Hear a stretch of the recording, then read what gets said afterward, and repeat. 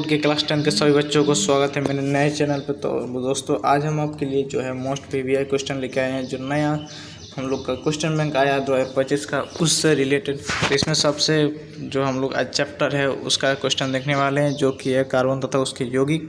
तो उसका आज हम लोग मोस्ट पीवीआई क्वेश्चन को लेके आए हैं, जिसमें से 10 से 15 क्वेश्चन होंगे जो मोस्ट पीवीआई होंगे। तो चलिए सबसे पहले हम लोग देखना शुरू करते हैं। तो सबसे पहला क्वेश्चन जो है हम लोग का, जो मैंने बताया, तो सबसे पहला क्वेश्चन है हम लोग का कि श्रृंखलन किसे कहते हैं। किन दो तत्वों का उदाहरण दे जो श्रृंखला द्वारा यौगिक का निर्माण करते हैं। तो कार्बन परमाणु में देखिए इसका आंसर है हम लोग का, सॉरी फॉर दिस।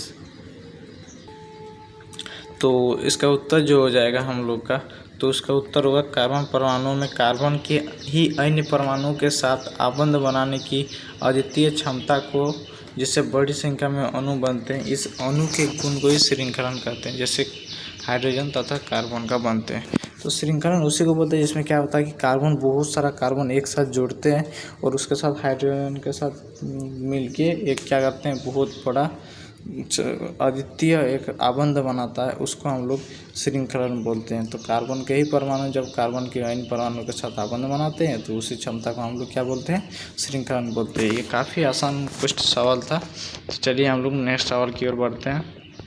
नेक्स्ट सवाल में हम लोग का पूछा गया है कि कार्बन के दो गुणधर्म कौन से हैं जिसके कारण हमारे चारों ओर कार्बन यौगिक की विशाल संख्या दिखाई देती है। तो देखिए कार्बन एक ऐसी चीज़ है जो बहुत लंबी लंबी C17 C17 कार्बन 17 को मिल के इसे बनाती है। तो हम लोग इसमें दो गुण बताने वाला, तो इसमें हम लोग चलिए दो गुण देखते हैं इसके। तो कार्बन यौगिक के विशाल होने की निम्नलिखित दो कारण है। तो सबसे पहला कारण है कार्बन यौगिक में श्रृंखलन गुण का होना, जो अभी हम लोग पढ़े कि श्रृंखलन क्या है, वो गुण का होना, जिसके कारण क्या करता है, वो बहुत ही लंबा चेन बनाता है। नेक्स्ट है हम लोग का दूसरा नंबर में बताया कि कार्बन की संयोजकता 4 होना।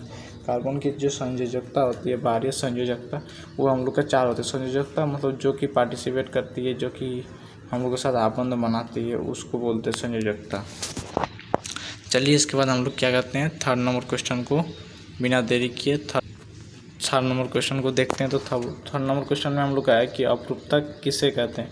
अपरूपता किसे कहते हैं, कार्बन के दो अपरूपताओं के नाम लिखे। तो अपरूपता क्या है, तो जब कोई तत्व प्रकृति में विभिन्न भौतिक गुणों के साथ विभिन्न रूपों में पाया जाता है तो इस घटना को हम लोग अपरूपता कहते हैं। देखिए जब एक ही कोई तत्व जो होता है वो प्रकृति में विभिन्न भौतिक गुणों के साथ विभिन्न रूप में पाया जाता है, इस घटना को हम लोग अपरूपता कहते हैं। जैसे कि कार्बन के दो अपरूपता हैं, हीरा और ग्रेफाइट।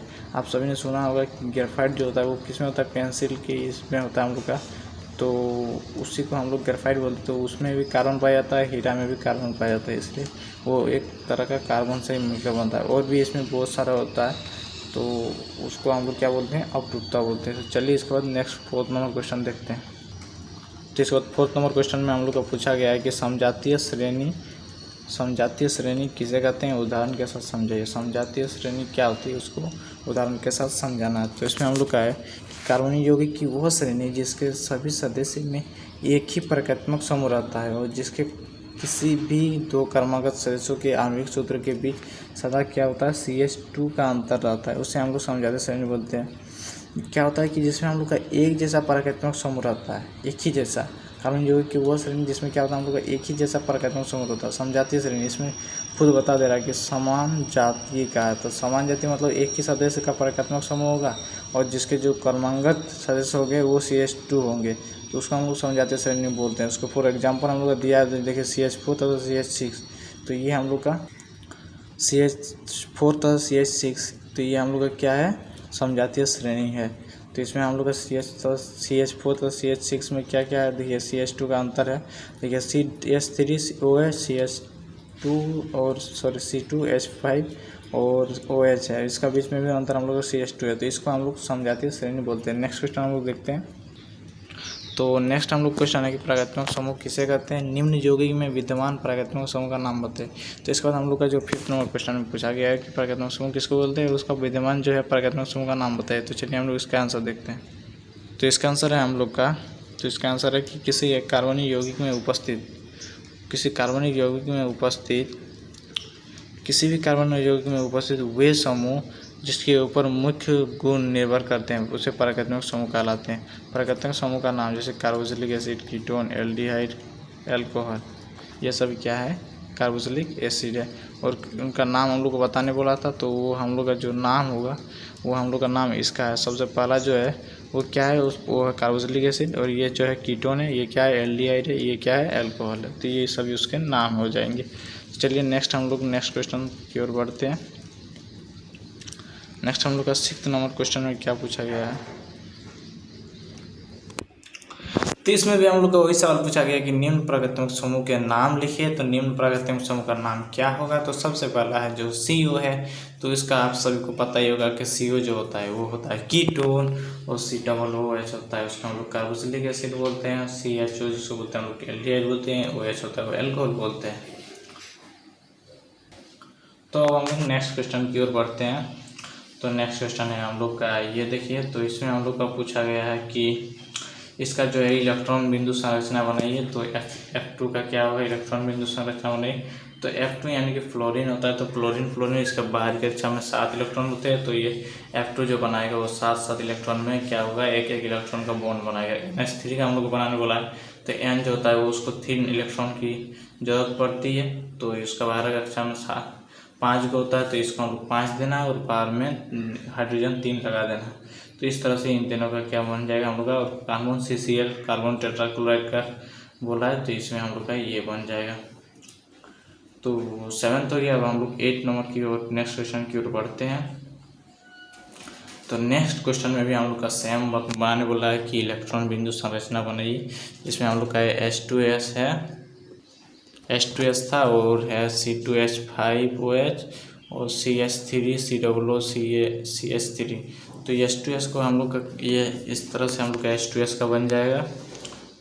ये देखिए H2S यानी कि हाइड्रोजन में सिर्फ बाहरी कक्षा में 1 इलेक्ट्रॉन होते हैं, और S का भी हाइड्रोजन का, और S का जो होता है बाहरी कक्षा में 4 इलेक्ट्रॉन होता है, क्योंकि सल्फर कार्बन एक ही में होते हैं, सॉरी 4 नहीं 6 होता है, सल्फर 16 होता है, तो 6 इलेक्ट्रॉन होता है। तो उसके साथ क्या करेगा, ये बॉन्ड बनाएगा, एक इलेक्ट्रॉन के साथ बॉन्ड बनाएगा, एक वो हो जाएगा H2S। उसके बाद हम लोग का पूछा गया C2H5OH के साथ बनाना है, कैसे बनाएगा, तो ये आपका देख सकते हैं। और ये CH3 कीटोन के साथ बनाने वाला है, ये इस तरह से बनाए।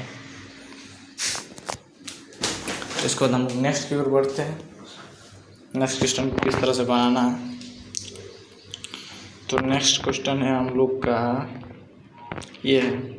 इसमें भी हम लोग का इलेक्ट्रॉन बिंदु संरचना बनाना है। तो इलेक्ट्रॉन बिंदु संरचना का किसी साल पूछ भी देता है, इसलिए ये बहुत इंपॉर्टेंट है, इसलिए अच्छा से इसको देख लीजिएगा। CH4 का है, मीथेन हम लोग को बनाने बोला है।